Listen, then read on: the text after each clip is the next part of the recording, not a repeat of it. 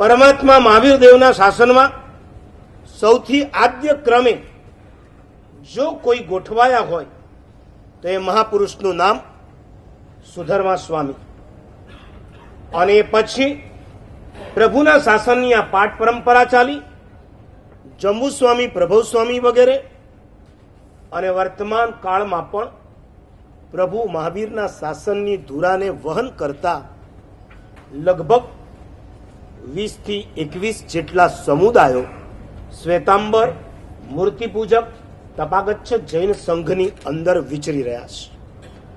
આ તમામે તમામ સમુદાયોના એક એક ગચ્છ નાયકો હોય છે. જે સમુદાય પોતાના આદ્ય નાયકથી ઓળખાય છે એ મહાપુરુષોના મેં શોર્ટમાં ચરિત્ર લખ્યા.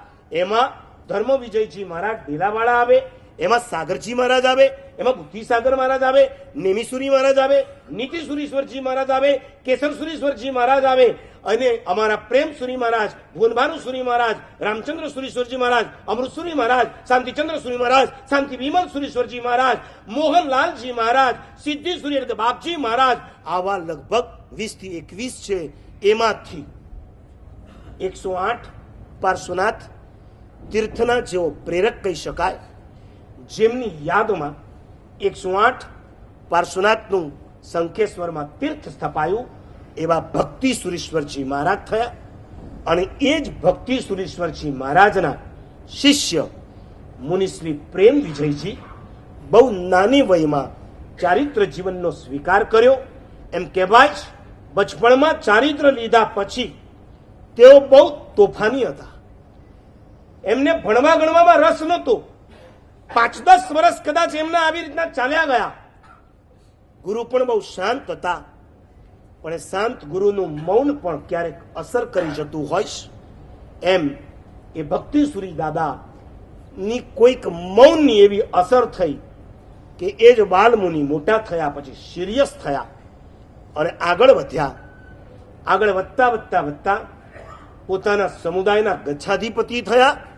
એટલું જ નહીં, એથી આગળ વધ્યા અને વર્તમાન શ્વેતાંબર, મૂર્તિપૂજક, તપાગચ્છના તેઓ અધિપતિ એટલે કે તપાગચ્છાધિપતિ થયા, જેમનું નામ પ્રેમ સુરીશ્વરજી મહારાજ. 97મું વર્ષ હજી 5 મહિના પહેલા જેમને બેઠું જ ફાગણ મહિનામાં છેલ્લા કેટલાક વર્ષથી જેઓ મુંબઈની અંદર સ્થિર હતા, અને એમાં પણ છેલ્લે આ મહાપુરુષને એવી ભાવના થઈ કે મારું વર્તમાન જીન શાસન એમાં જ્યાં જેટલું રિપેરિંગની જરૂર છે એ માટે એકાદું શ્રવણ સંમેલન ગોઠવાવું જોઈએ. અને એમની સતત પ્રેરણાથી વિક્રમ સંવત 2072ના ફાગણ મહિનાની અંદર રાજનગરમાં શ્રવણ સંમેલનનું આયોજન થયું, જેમાં 75 જેટલા આચાર્ય ભગવંતો હતા, 500 જેટલા સાધુ ભગવંતો હતા, અને 1500 થી વધુ સાધ્વીજી ભગવંતો, 2000 થી વધુ શ્રવણીઓ. આ દરેકના મૂળમાં જે આચાર્ય ભગવંત હતા એવા 97 વર્ષની વયના વર્તમાન કાળના આપણા શાસનના તપાગચ્છના જેઓ અધિપતિ હતા, જેમને સમુદાયના સૂર્ય દિવાકર કહેવાતા હતા, એવા પ્રેમ સુરીશ્વરજી મહારાજ રાત્રે 12:18 અંતિમ સમયે સમાધિપૂર્વક નમસ્કાર મહામંત્રનું સ્મરણ કરતા આજે રાત્રે, આમ કહેતો ગઈકાલે રાત્રે 12:18 અંતિમ શ્વાસ લીધો.